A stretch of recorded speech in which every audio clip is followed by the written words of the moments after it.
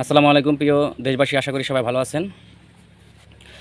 তো বাংলাদেশে বর্তমানে পরিস্থিতি অত্যন্ত ভয়াবহ।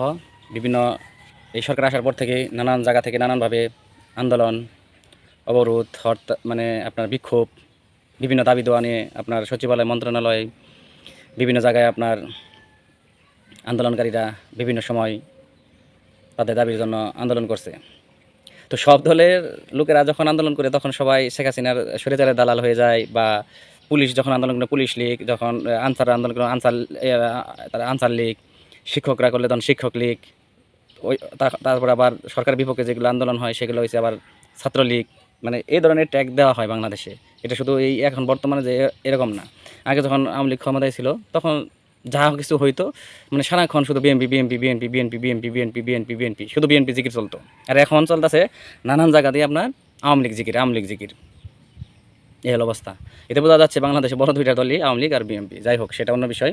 যে বিষয় নিয়ে আজকে আলোচনা করবো আপনাদের, বাংলাদেশে যখন এই ইউনূস সরকার মানে অন্তর্বর্তীকালীন সরকার হিসেবে মানে শপথ গ্রহণ করে বিভিন্ন জায়গায় তিনি মানে দেশ সফর করা শুরু করছে। এই রাষ্ট্রীয় টাকায় বিভিন্নভাবে যায়, এই টাকা নিয়ে আসতেছে, এই অনুদান নিয়ে আসছে, এইটা সে এই সুযোগ নিয়ে নিয়ে আসতেছে। মানে পেশ সচিবে এখন বৈশাখে মানে একদম বাংলাদেশ উন্নত হয়ে যাবে রাতারাতিতে, বা বেহেস্ত হয়ে যাবে, বা সিঙ্গাপুর হয়ে যাবে, বা আমেরিকা হয়ে যাবে, এই ধরনের মানে ভাব তার কথাবার্তাতে বোঝা যাইতো। তো এখন সেই ইউনূস আপনার বিমান দুর্ঘটনায় কতগুলো মানুষ মারা গেছে, সেখানে তহবিলের জন্য তিনি ফেসবুকে একটা পোস্ট করছে যে সবাই এই এই নাম্বারে টাকা বিভিন্ন দেশ থেকে যারা আছেন সাহায্য সহযোগিতা করবেন। তুমি মিয়া ৬,০০০ কোটি টাকা কর মৌকুব করে ফেলাবার পাও তোমার নিজের গ্রামীণ ব্যাংক থেকে, আর তুমি টাকার জন্য সারা দেশে কি বলো, আবার সেই পোস্ট আবার শুনলাম যে ডিলিট করে ফেলাইছে। তিনি টাকা কালেকশনের জন্য ফান্ড করছে, সেখানে টাকা চাইতেছে। এত টাকার মালিক তুমি, এত কিছু সুবিধা সুবিধা আনলা তোমার। এখন আবার আমি তো মানে এই বয়সে যতটুকু আমি দেখছি বুঝছি যতদিন থেকে, কোনো সরকারি ভাবে ফান্ড করে বা কার কাছে হাত পাতে নাই যে তোমরা এইভাবে টাকা পাঠাও, এই নাম্বারে টাকা পাঠাও, এই করো সেই করো।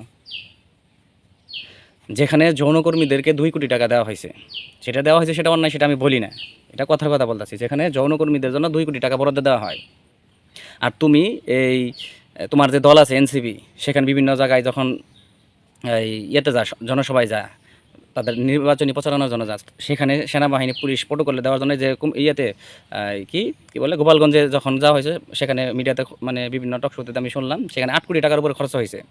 সেই টাকাটা তোমার বাপার, তুমি সেখানে খরচ করতে পারলা। এখন যেখানে মানুষ মারা গেছে, তারা কি বলছে তোমার কাছে যে আমার কাছে সাহায্য সহযোগিতার দরকার, যে আমাকে টাকা দাবি করো সেই করো?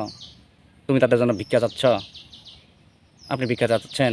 8 কোটি টাকার মতো খরচ করে ফেলান সেখানে। আর যেখানে বাহিরে যাওয়ার সফরে যাওয়ার প্রয়োজন নাই, অপ্রয়োজনীয়ভাবে আপনি সাঙ্গবাঙ্গ নিয়ে বিভিন্ন দেশে সফর করে আসেন, সেখানে কোটি কোটি টাকা রাষ্ট্রের ক্ষতি করে যান, তখন তো কারো কাছে ভিক্ষা চান না, আর এদের জন্য সহযোগিতার জন্য আপনি ভিক্ষা চাচ্ছেন। কী অদ্ভুত বিষয়। আবার তিনি অন্দরমহল থেকে এখনও বের হতে পারে না।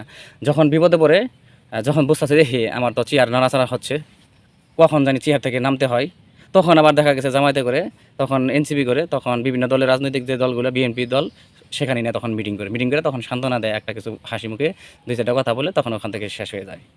তখন সবার আবার প্রয়োজন পড়ে যায়। আবার এমনিতেই জামায়াতে করে এনসিপি করে আলাদাভাবে দেখা শুরু করেন। আবার যখন বিপদে পড়ে যায়, তখন আবার বিএনপির প্রয়োজন পড়ে, সব দলের প্রয়োজন পড়ে, তখন নিয়ে আলোচনা করেন। এর আগে আলোচনা করেন না কোনো কাজ করার সময়। এই অথর্ব বিভিন্ন ধরনের মানে ডেট ফেল প্রতিবন্ধী উপদেষ্টাদের নিয়ে দেশ চালাচ্ছেন আপনারা। বিগত যে সরকার দেশ চালাইছে, জঘন্যতম অনেক সরকার আসছে, শাসন করছে। এই বর্তমানে যে ধরনের জঘন্যভাবে দেশ শাসন হচ্ছে, এর মতো নিকৃষ্ট দেশ শাসন হয় না, এত খারাপ হয় না। আগে দেখেন আপনার আওয়ামী লীগ বলেন, বিএনপি বলেন, এরা স্লোগানে ভাষাগুলো এত খারাপ ছিল না। এখন বর্তমানে যে ভাষাগুলো আপনারা বিভিন্ন দল থেকে যে ধরনের ভাষা ব্যবহার করে, দাড়ি টুপি মাথায় দিয়ে টিনে চালে কাওয়া, অমুক তমুকের এটা ড্যাশ ড্যাশ ড্যাশ ইত্যাদি নিকৃষ্ট ভাষা ব্যবহার করে স্লোগান দেওয়া হচ্ছে। তারপরে দেখেন আপনার ছাত্ররা আন্দোলন করতেছে, সেখানে লাঠিচার্জ, শিক্ষা মন্ত্রণালয়ের সচিবালয়ে ঢুকে পড়ছে, সেখানে আবার লাঠিচার্জ দিয়ে অনেক শিক্ষার্থীকে আহত করছে।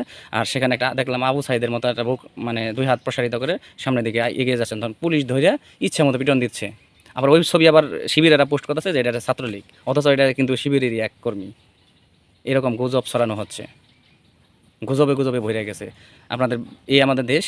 তদন্ত করবে, দুঃখ প্রকাশ করবে, এই পর্যন্তই শেষ। নতুন আর একটা ইস্যু আসবে, সেটা নিয়ে পড়ে থাকবে। এদেশে মানুষ আসলে মানে সামর্থ্য থাকলে, অনেক মানুষ সামর্থ্য থাকলে এই দেশে বসবাস করতো না তো। কারণ এদেশে কেউ নিরাপত্তা নাই, কখনো নিরাপত্তা নাই।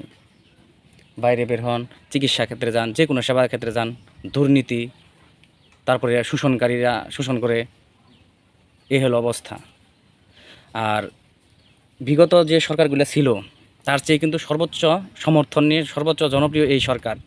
আপনারা ক্ষমতায় এসে নিরপেক্ষভাবে কোনো পক্ষপাতিত্ব না করে দেশটাকে সুন্দরভাবে গুছিয়ে নিতেন, সুন্দরভাবে পরিচালনা করতেন, সবাই আপনার পাশে থাকতো।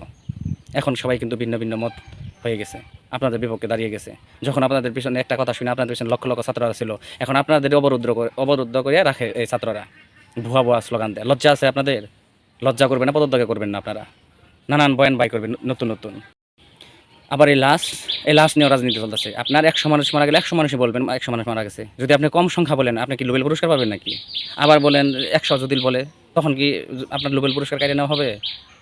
কেন এই ধরনের কথা গুজব হবে যে লাশ গুম করা হচ্ছে বা লাশ সঠিক পরিপূর্ণ সংখ্যা বলা হচ্ছে না? কেন এগুলো বলবে? আবার আহত হবার সাথে সাথে হাসপাতালে ছোটাছুটি করা শুরু করছে, সেখানে বিভিন্ন রাজনৈতিক দল গিয়ে সেখানে ভিড় জমাচ্ছে, চিকিৎসকের সেবা মানে দিতে বিঘ্ন ঘটাচ্ছেন আপনারা। এগুলো আপনারা রাজনীতি করেন, ভোটের রাজনীতি।